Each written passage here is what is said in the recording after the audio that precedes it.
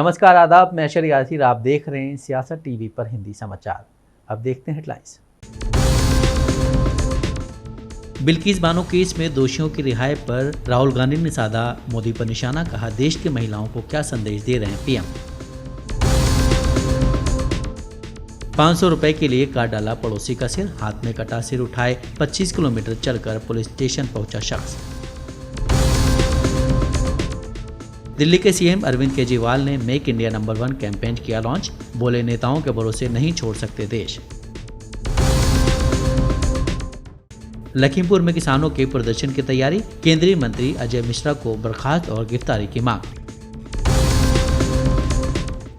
Party नेताओं से नोकझोंक के बीच सचिन पायलट का शक्ति प्रदर्शन, 250 गाड़ियों के काफिले के साथ पहुंचे पीड़ित के घर। चीन में महिलाओं को अधिक बच्चे पैदा करने की सलाह, सरकार देगी कैश प्राइस सहित कई सुविधाएं। अब समाचार विस्तार से। फ्रीबी के मुद्दे पर सुप्रीम कोर्ट ने कहा कि हम फैसला करेंगे कि फ्रीबी क्या है। अब ये परिभाषित करना होगा कि फ्रीबी क्या है, जनता के पैसों को कैसे खर्च किया जाए। हम परीक्षण करेंगे, क्या सार्वभौगिक स्वास्थ्य देखभाल, पीने के पानी तक पहुंच, शिक्षा तक पहुंच को फ्रीबी माना जा सकता है। हम ये परिभाषित करने की आवश्यकता है कि फ्रीबी क्या है। सुप्रीम कोर्ट ने कहा कि क्या हम किसानों को मुफ्त में खाद देने से रोक सकते हैं। मुफ्त शिक्षा, सार्वभौमिक शिक्षा का वादा, चिंता सार्वजनिक धन खर्च करने का सही तरीका है।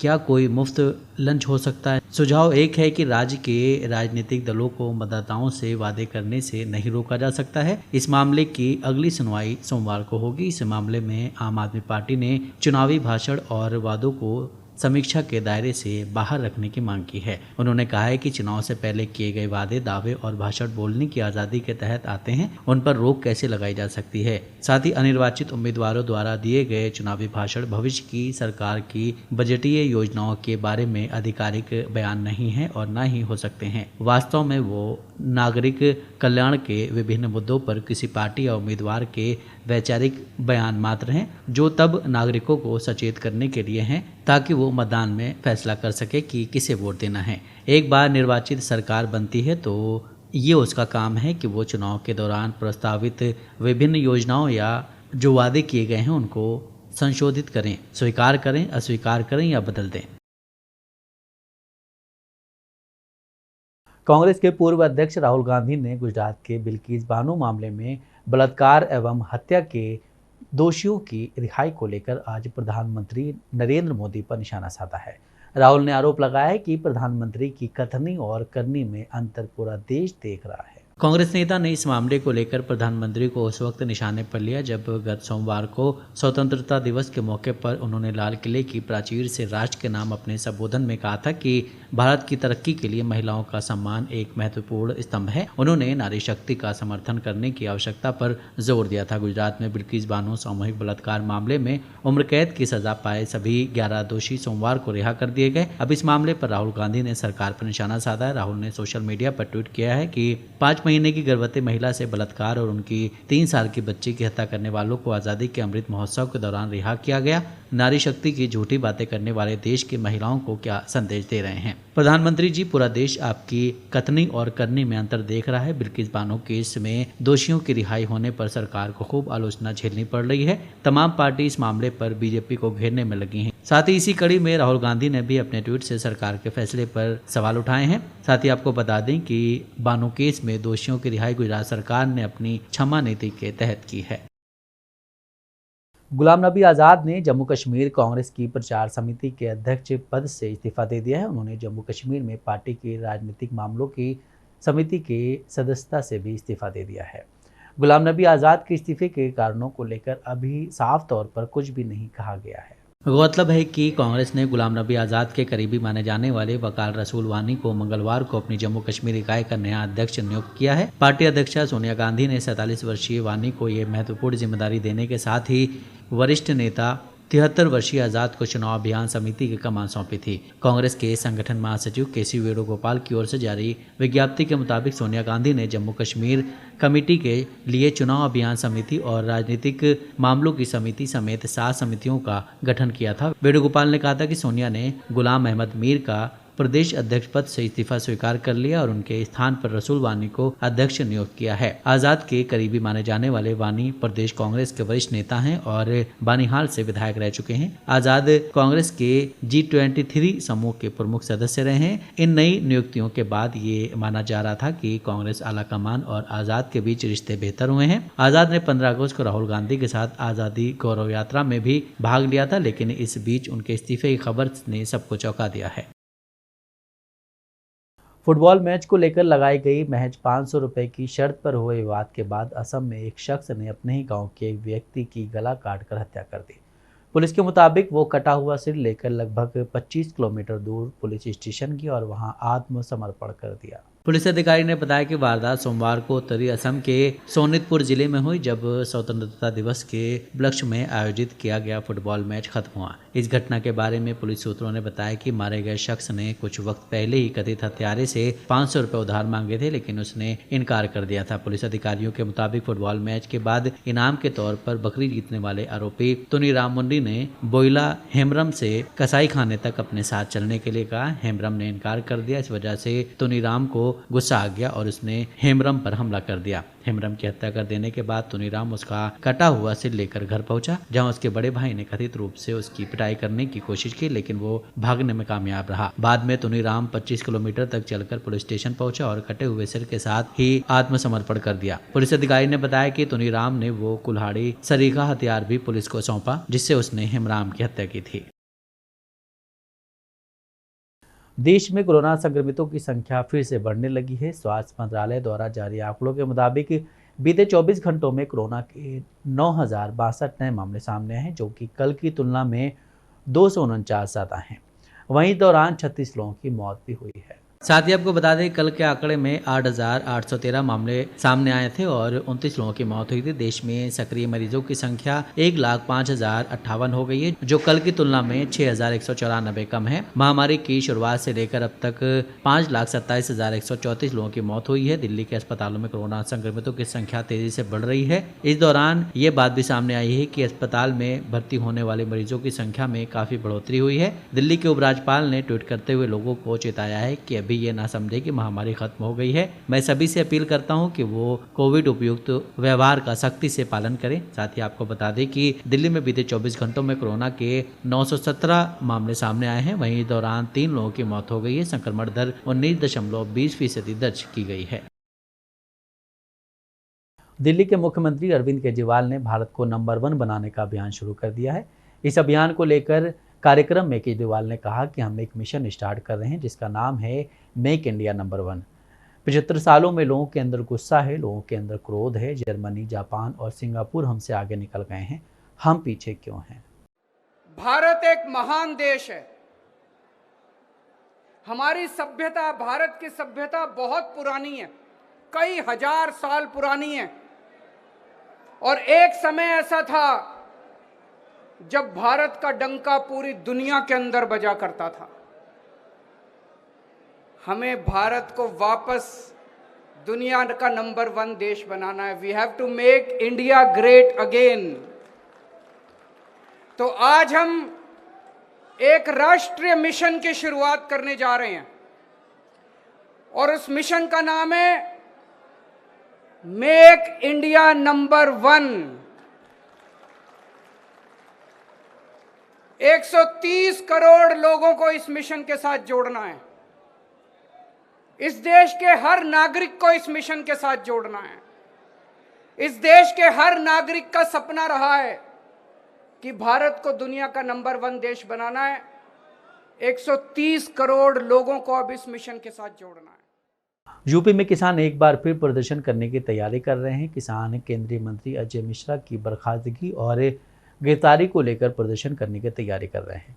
दरअसल किसान लखीमपुर खीरी जिले के तिकोनिया में 4 किसानों एक पत्रकार की हत्या के मामले में गृह राज्य मंत्री टेनी को मंत्रिमंडल से बर्खास्त करने और गिरफ्तार करके जेल भेजने की मांग कर रहे हैं। आज शाम से देश भर के किसान यहां जुटना शुरू हो जाएंगे। किसान संगठन मांग कर रहे हैं कि लखीमपुर खीरी हत्याकांड में जिन किसानों को निर्दोष होते हुए भी जेल में बंद किया गया है उनको तुरंत रिहा किया जाए और उनके ऊपर लगाए केस तुरंत वापस लिए जाएं। सभी फसलों के ऊपर स्वामीनाथन कमीशन के फार्मूले से एमएसपी की गारंटी और सभी फसलों की बिकवाली एमएसपी के ऊपर होने की गारंटी करने वाले कानून केंद्र सरकार द्वारा बनाए जाएं। बीते दिनों लगातार बढ़ती महंगाई ने अब बीजेपी सरकार के लिए मुश्किलें बढ़ा दी हैं। इस मोर्चे पर बीजेपी गिरती हुई दिख रही है। एक और समाजवादी पार्टी प्रमुख अखिलेश यादव इस मुद्दे पर बीजेपी को घेरते हुए दिखाई दे रहे हैं, तो वहीं बसपा प्रमुख मायावती ने भी एक ट्वीट कर सरकार को निशाने पर लिया है।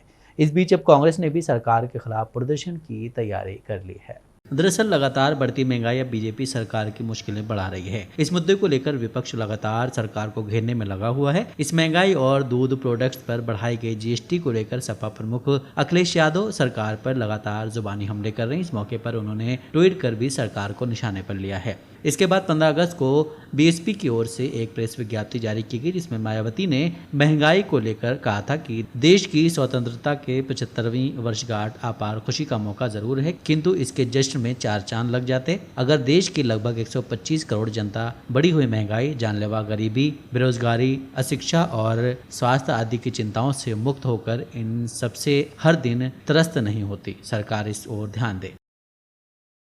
यूपी के पीलीभीत में इंसानियत को शर्मसार कर देने वाला एक मामला सामने आया है। यहाँ एक 12 साल की मासूम बच्ची को घर में अकेला पाकर एक शख्स ने उसके साथ बर्बरता की हद पार करते हुए दुष्कर्म की वारदात को अंजाम दिया। फिलहाल मामला दर्ज करने के साथ ही पुलिस ने आरोपी शख्स को गिरफ्तार कर लिया है। पुलिस की ओर से दी गई जानकारी के मुताबिक पीलीभीत के पुरनपुर इलाके में एक पड़ोसी ने 12 साल की बच्ची को घर में अकेला देख उसके साथ कथित तौर पर बलात्कार किया है। पुलिस का कहना है कि बच्ची के पिता की शिकायत पर संज्ञान लेते हुए मामले की जांच के दौरान आरोपी शख्स को गिरफ्तार कर लिया गया है। पुलिस का कहना है कि आरोपी पर आईपीसी की संबंधित धाराओं और यौन अपराधों से मामलों का संरक्षण अधिनियम के तहत एफआईआर दर्ज की गई है। पुलिस की ओर से दी गई जानकारी के मुताबिक आरोपी शख्स ने बच्ची के माता पिता के घर से बाहर जाने के बाद बच्ची को रस्सी से बांधकर उसके साथ बलात्कार किया। बताया जा रहा है कि बच्ची के बेहोश होने पर आरोपी शख्स घबराकर उसे छोड़कर वहां से भाग गया। भागते वक्त आरोपी ने लड़की के मुंह में ठूसा हुआ कपड़ा निकाल दिया, जिसके कारण बच्ची ने शोर मचाया। फिलहाल पुलिस ने आरोपी सुखलाल के खिलाफ मामला दर्ज कर उसे गिरफ्तार कर लिया है और मामले में आगे की जाँच जारी है। बिहार में मंगलवार को हुए नीतीश कुमार सरकार के मंत्रिमंडल विस्तार के बाद से वहां की राजनीति में बवाल मचा हुआ है। बिहार के पूर्व उप मुख्यमंत्री सुशील मोदी ने आरोप लगाया कि कानून मंत्री पद की शपथ लेने वाले कार्तिकेय सिंह अपहरण के मामले में आरोपी हैं, उनके खिलाफ वारंट जारी हो चुका है। इसके साथ ही उन्होंने कहा कि उप मुख्यमंत्री तेजस्वी यादव कभी भी नीतीश कुमार को धोखा देकर मुख्यमंत्री बन सकते हैं। देखिए, एक तो इसमें आपराधिक चरित्र के लोगों की भरमार है। ये सुरेंद्र यादव, रामानंद यादव, ललित यादव, ये कौन लोग हैं जिनके नाम से बिहार और वो इलाका थर थर काँपता है। आज भी अगर सुरेंद्र यादव गया में जब चलते हैं तो लोग डर के मारे कि सुरेंद्र यादव आ रहे हैं। ये ललित यादव, जिन्होंने एक समय में एक दलित के पाँव में कील ठोकने का काम किया था। एक ट्रक ड्राइवर का मामला था, मैं ही था उस समय, विधानसभा में कितना हंगामा हुआ था। ये रामानंद यादव एक समय पटना के डॉन रहे। कार्तिक कुमार, ये अनंत सिंह का दाहिना हाथ है। मैं अभी देख रहा था कि एक किडनैपिंग का भी केस इनके ऊपर दर्ज है। तो आप नीतीश जी ऐसे लोगों को मंत्रिमंडल में शामिल करके क्या मैसेज देना चाहते हैं? फिर इस पूरे मंत्रिमंडल में MY समीकरण है। ये 35% जो मंत्री हैं वो केवल इन्हीं MY समीकरण के बने, यानी समाज के सभी वर्गों को रिप्रेजेंट करना चाहिए था।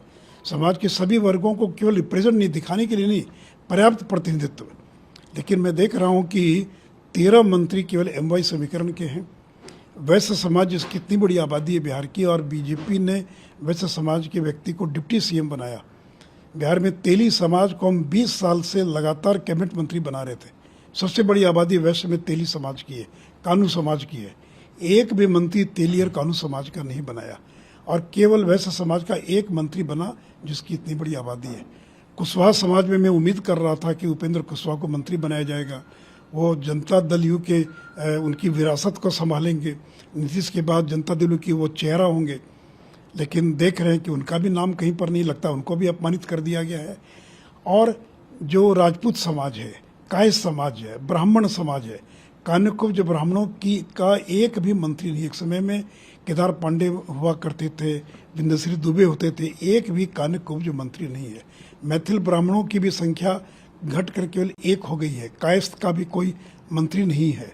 तो आपने जो मैसेज देना चाहिए था समाज के सभी वर्गों को, और बाकी भी दिखावे के लिए एक एक मंत्री बना दिया अलग अलग जातियों से। जो है 2 बड़े विभाग हैं और हमेशा गठबंधन में एक विभाग रहता है, एक के पास दूसरा विभाग रहता है दूसरे के पास। और बड़ी बुद्धिमानी से नीतीश जी ने दोनों विभाग झटक लिया। अब फाइनेंस भी जदयू के पास है और होम भी है जदयू के पास। और तेजस्वी को 5 विभाग का झुंझुना थमा दिया गया। देखिए, वित्त मंत्री जो होता है वो राज्य के सभी विभागों की समीक्षा कर सकता है, चूंकि वो फाइनेंस मिनिस्टर है। अगर आप 5 क्या 10 विभाग के भी अगर मंत्री बन जाएं तो उस विभाग के अलावा किसी अन्य विभाग की आप समीक्षा नहीं कर सकते। तो तेजस्वी यादव यदि वित्त मंत्री होते तो सारे विभागों की का रिव्यू कर सकते थे, लेकिन अब तो जो विभाग उनके पास है वो उन्हीं का रिव्यू करेंगे। तो इसलिए नीतीश जी ने बड़ी बुद्धिमानी से उनको भी ठग दिया, उनको भी छल दिया, उनको झुंझुना थमा दिया। और वित्त और होम ये दोनों विभाग उन्होंने अपने पास रख लिया। जो है कुल मिलाकर बिहार की जो स्थिति उसकी समीक्षा करेंगे। और अब उसके अलावा क्या क्या एजेंडा ये मुझे नहीं मालूम, लेकिन मुख्य रूप से सही है कि बिहार के बैकग्राउंड में ये बैठक हो रही है। हमारी रणनीति क्या हुआ, कैसे हुआ, इन्हीं सारी चीज़ों पर चर्चा होने की संभावना है। मध्य प्रदेश के धार में निर्माणाधीन कारम बांध की दीवार दरक जाने से हजारों लोग प्रभावित हुए हैं। साथ ही कई गड़बड़ियां भी सामने आई हैं। कांग्रेस के प्रदेश अध्यक्ष कमलनाथ ने क्षतिग्रस्त बांध और उससे प्रभावित परिवारों से मुलाकात कर सरकार पर हमला बोला कि वो भ्रष्टाचार पर लीपापोती करने की कोशिश में लगी है। आया था देखने के लिए कि किस प्रकार का डैम फूटा है। ये डैम जो फूटा है ये भ्रष्टाचार का, बीजेपी का डैम फूटा है। ये मिट्टी देखे, साफ मैंने मिट्टी देखी, मिट्टी का डैम बना हुआ। मैं लोगों से मिला जो प्रभावित हुए, जिनकी ज़मीन गई है, फसल गई है, घर गए हैं, जो आज जंगल में घूम रहे हैं। इनकी कोई प्रबंध नहीं। पूरे प्रदेश में भ्रष्टाचार की दीमक लगी हुई है और ये एक उदाहरण है इस दीमक का। हर ज़िले में भ्रष्टाचार की जो व्यवस्था बनाई है, पंचायत से लेकर मंत्रालय तक, इससे मध्य प्रदेश का भविष्य बहुत बड़े खतरे में है। मध्य प्रदेश आज भ्रष्टाचार की पटरी पर चल रही है। लगातार 3 मंत्री मौके पर देखे गए था। ये केवल नाटक, नौटंकी, इवेंट मैनेजमेंट का जो ये करते हैं जनता का ध्यान मोड़ने के लिए। पर जो सच्चाई है ये तो सबके आंखों के सामने है। बीजेपी अपनी पीठ थपथपा रही है पानी निकालकर। पानी निकालने की आवश्यकता क्यों हुई? अगर सही डैम बना था तो पानी निकालने की आवश्यकता क्यों हुई? ये तो पहली बारिश थी। इसकी कोई डैम में नहीं है। पता नहीं कितने और डैम फूटेंगे, पता नहीं कितने पुलिया फूटेंगे अगले 1 साल में। आप जल्द ही कह रहे हैं कि कांग्रेस की सरकार आने वाली है। 14 महीनों में कांग्रेस की सरकार आएगी। हमने प्रयास किया था अपने कार्यकाल में कि मध्य प्रदेश का एक ऐसा चेहरा बनाए, विश्वास का चेहरा बनाए। अब मध्य प्रदेश में मुझे पूरा विश्वास है, जो जनपद के चुनाव हुए, जो सरपंच के चुनाव हुए, जो जिला पंचायत, जो नगर परिषद, नगर पालिका के प्रसाद चुनाव हुए, किस प्रकार से इन्होंने पुलिस, पैसा और प्रशासन का उपयोग किया, ये इसकी आवश्यकता पड़ी क्योंकि बीजेपी को समझ आ गई कि उनके पास जन समर्थन नहीं है। सर, सारथी को पेटी कॉन्ट्रैक्ट दिया गया था। ये पेटी कॉन्ट्रैक्ट ये तो तय थी पहले से। पहले एक दिल्ली की कंपनी को दे दो और वो सारथी को दे दें। अब सारथी के मालिक कौन है, सारथी के पार्टनर कौन है, ये सब खुलासा होगा। मध्य प्रदेश में इन दोनों बाबाओं को लेकर कई विवाद सामने आ चुके हैं। मिर्ची बाबा के बाद एक और मामला सामने आया है। प्रदेश के शाजापुर जिले में एक ढोंगी बाबा का खुलासा, उसकी पत्नी ने अपने भाइयों के साथ मिलकर उसको दूसरी महिला के साथ पकड़ लिया। सूचना मिलने पर पुलिस मौके पर पहुंची और कथावाचक बाबा सहित कथित शिष्य को पकड़कर थाने ले गई।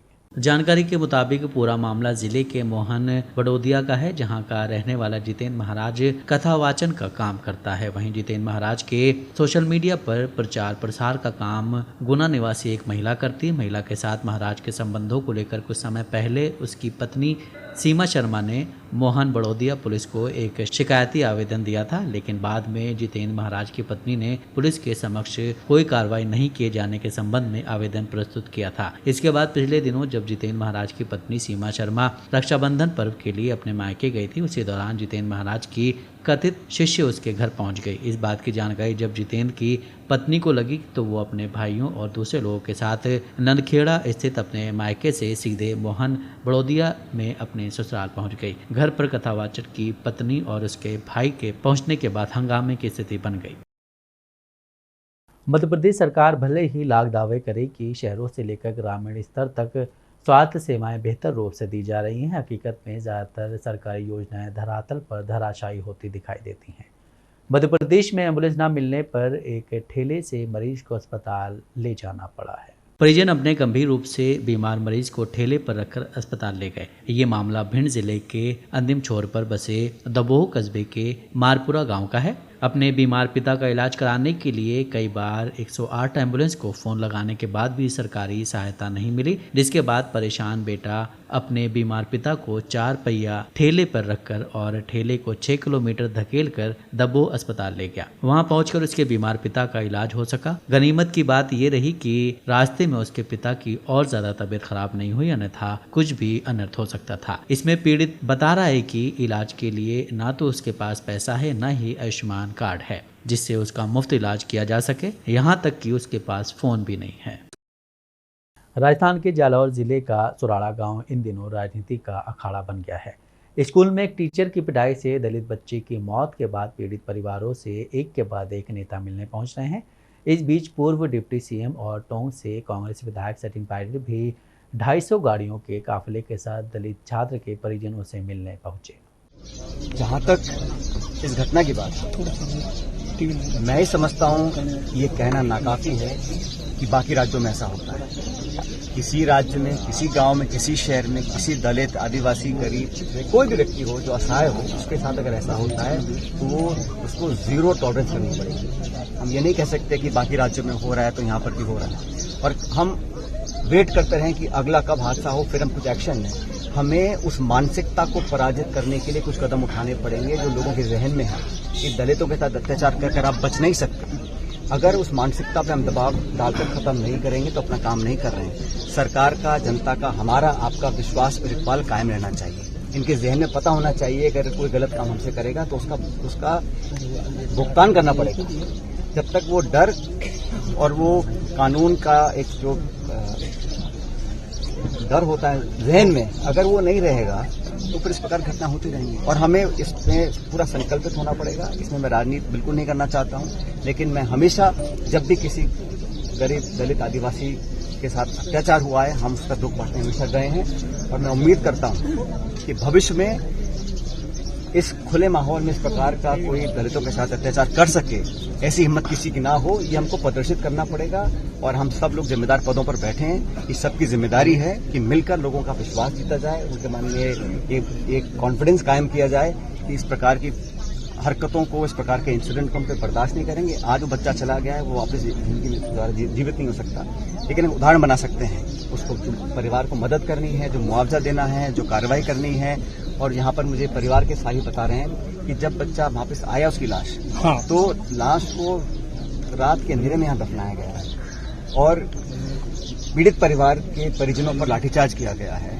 उस पर तो सरकार को तुरंत कार्रवाई करनी चाहिए, इस पुलिस अधिकारी के ऊपर और एडीएम के ऊपर, जिसका कंप्लेन है नाम लेके कह रहे हैं, जिसके जो मृतक के पिताजी हैं और दादाजी हैं, वो डिप्टी एसपी और एडीएम का नाम लेके बोल रहे हैं कि हमारे परिवार वालों के ऊपर खदेड़ा गया, मोबाइल छीन लिए गए, डिटेन किया गया, उनके दामाद को लाठीचार्ज किया गया।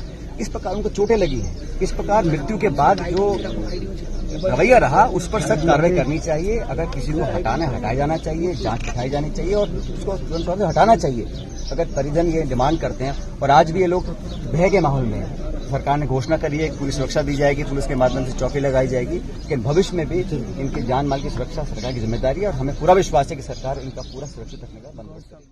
राजस्थान में टीचर की पिटाई से छात्र की मौत के मामले में प्रदेश की राजनीति गरमा गई है। पीड़ित परिवार से मिलने के लिए नेताओं का भी सुराड़ा गांव पहुंचने का सिलसिला लगातार जारी है। नेताओं के दौरे को देखते हुए जालौर जिला प्रशासन ने इंटरनेट की स्पीड कम कर दी है। इसी बीच कांग्रेस प्रदेश अध्यक्ष गोविंद सिंह डोटासरा ने छात्र के परिजनों से मिलकर उन्हें सांत्वना दी है।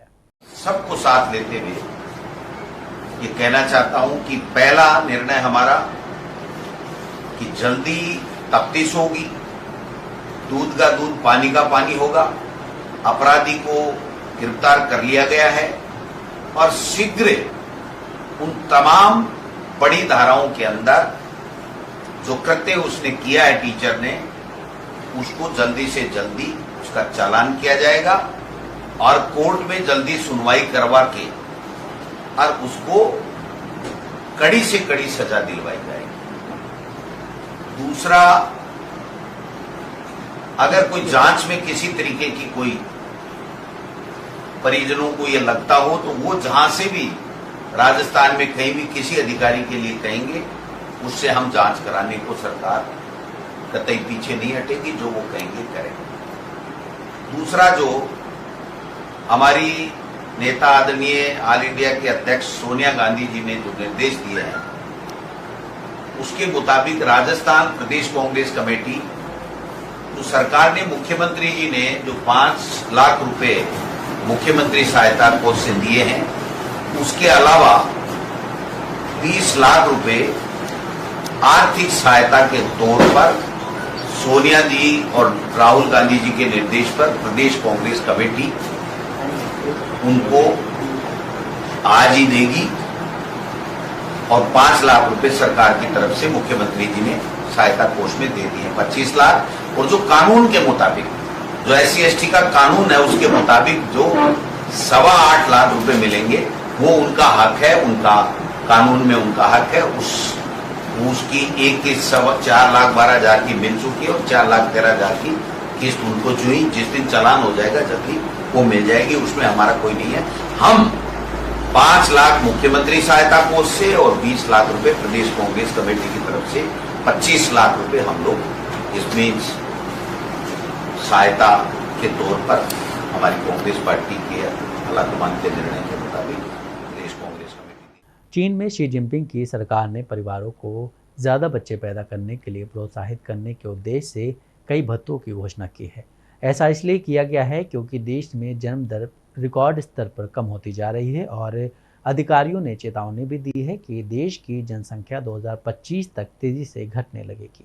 दुनिया का सबसे अधिक आबादी वाला देश अब एक उभरते हुए जनसंख्याई संकट से जूझ रहा है क्योंकि ये तेजी से उम्र बढ़ने वाले कार्यबल, धीमी अर्थव्यवस्था और दशकों में उसकी सबसे कमजोर जनसंख्या बढ़ोतरी का सामना कर रहा है। बीजिंग ने 2016 में अपने कठोर 1 चाइल्ड पॉलिसी को समाप्त कर दिया था और पिछले साल जोड़ों को 3 बच्चे पैदा करने की अनुमति दी थी, लेकिन फिर भी देश में पिछले 5 वर्षों में जन्म दर में तेजी से गिरावट आई है। राष्ट्रीय स्वास्थ्य आयोग द्वारा जारी नीतिगत दिशा निर्देश केंद्र और प्रांतीय दोनों सरकारों से प्रजनन स्वास्थ्य पर खर्च बढ़ाने और देश में चाइल्ड केयर सेवाओं में सुधार लाने का आग्रह किया गया है। आयोग ने स्थानीय सरकारों को सक्रिय प्रजनन सहायता उपयोगों को लागू करने की आवश्यकता पर बल देने की बात कही है, जिसमें सब्सिडी, कर छूट और बेहतर स्वास्थ्य बीमा, साथ ही साथ युवा परिवारों के लिए शिक्षा, आवास और रोजगार सहायता प्रदान करना शामिल है। हिंदी समाचार यहीं समाप्त होता है। मुझे दें इजाजत। बाकी खबरों के लिए आप बने रहें सियासत टीवी के साथ।